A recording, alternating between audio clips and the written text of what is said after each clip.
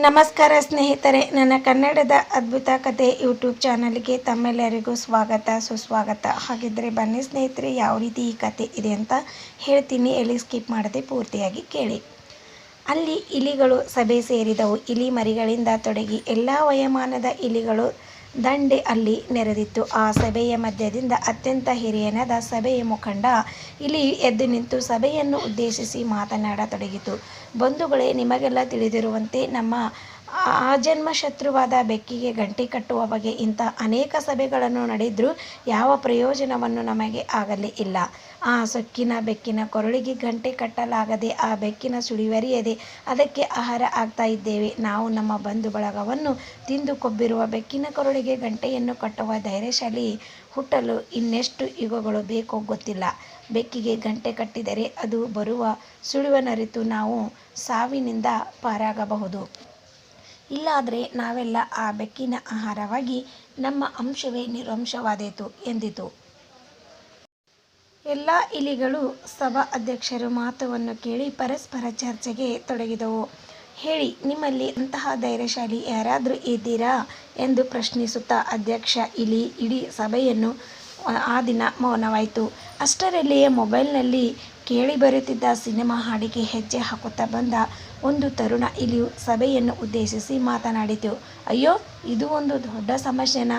ನಾವೊಬ್ಬನೇ ಆ ಸೊಕ್ಕಿನ ಬೆಕ್ಕಿಗೆ ಕೊರಳಿಗೆ ಗಂಟೆ ಕಟ್ಟುತ್ತೇನೆ, ನೀವೇನು ಚಿಂತೆ ಮಾಡಬೇಡಿ ಅಂದಿತು.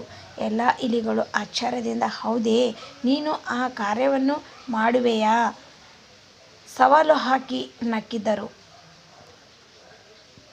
ಬೆಕ್ಕನ್ನು ಸಾಕಿದ ಯಜಮಾನನಿಗೆ ನಿದ್ದೆಯ ಕೊರತೆ ಇತ್ತು. ದಿನವೂ ರಾತ್ರಿ ನಿದ್ದೆ ಮಾತ್ರೆಯನ್ನು ಸೇವಿಸುವುದನ್ನು ಆ ತರುಣ ಇಲಿ ಅವನನ್ನು ನೋಡುತ್ತಾ ಇತ್ತು. ಅದು ಒಂದು ಉಪಾಯ ಮಾಡಿತು. ಏನು ಉಪಾಯ ಅಂದರೆ, ಯಜಮಾನನು ಬೆಕ್ಕಿಗಾಗಿ ರಾತ್ರಿಯನ್ನು ಹಾಲು ಸಕ್ಕರೆಯನ್ನು ಕಾಯಿಸಿ ಬಟ್ಟಲಲ್ಲಿ ಇಡುತ್ತಾ ಇದ್ದನು. ಆಗ ಎಂದಿನಂತೆ ಅದು ಕೂಡ ಇಟ್ಟಿದ್ದ. ಆ ಸಮಯವನ್ನು ಸಾಧಿಸಿ ತರುಣ ಇಲಿಯು ಅಲ್ಲಿಗೆ ಬಂದು ಕೆಲವು ನಿದ್ದೆ ಮಾತ್ರೆಗಳನ್ನು ಕದ್ದು ತಂದು ಹಾಲಿನಲ್ಲಿ ಬೆರೆಸಿತ್ತು ಅಥವಾ ಹಾಕಿತ್ತು. ಹಸಿದಿದ್ದ ಬೆಕ್ಕು ಓಡಿ ಬಂದು ಕಣ್ಣು ಮುಚ್ಚಿಕೊಂಡು ಗಟನೆ ಹಾಲನ್ನು ಕುಡಿದು ಮೈಮರೆಯಿತು. ನಿದ್ದೆಗೆ ಜಾರಿದ ತಕ್ಷಣ ಆ ಕಾದಿದ ತರುಣ ಇಲಿಯು ಅಲ್ಲಿಗೆ ಬಂದು ಗಂಟೆಯನ್ನು ಬೆಕ್ಕಿನ ಕೊರಳಿಗೆ ಕಟ್ಟೇ ಬಿಟ್ಟಿತು. ತರುಣ ಇಲಿಯ ಜಾಣ್ಮೆಯನ್ನು ಮೆಚ್ಚಿಕೊಂಡು ಇಲಿಗಳೆಲ್ಲ ಭೇಷ್ ಎಂದು ಕೊಂಡಾಡಿದವು. ಅಂದರೆ ಈ ಕಥೆಯ ಸಾರಾಂಶ ಏನಪ್ಪ ಅಂದರೆ, ತನ್ನ ಪ್ರಾಣವನ್ನು ಕಾಪಾಡಿಕೊಳ್ಳಲು ಯಾರು ಮುಂದಾಗದೇ ಇದ್ದರೆ ಚಿಕ್ಕ ಇಲಿಯು ಉಪಾಯವನ್ನು ಮಾಡಿ ಯಾವ ರೀತಿಯಾಗಿ ಬೆಕ್ಕಿಗೆ ಗಂಟೆ ಕಟ್ಟಿತು ಅನ್ನುವುದೇ ಈ ಒಂದು ಕತೆ. ಹಾಗಾಗಿ ಈ ಕಥೆಯಲ್ಲಿ ಸ್ಕಿಪ್ ಮಾಡದೆ ಕೊನೆವರೆಗೆ ನೋಡಿ ಹಾಗೂ ಒಂದು ಸಬ್ಸ್ಕ್ರೈಬ್ ಆಗೋದು ಮರೆಯಬೇಡಿ. ಈ ಕಥೆಯನ್ನು ಪೂರ್ತಿಯಾಗಿ ಕೇಳಿದ್ದಕ್ಕೆ ತಮ್ಮೆಲ್ಲರಿಗೂ ಧನ್ಯವಾದಗಳು.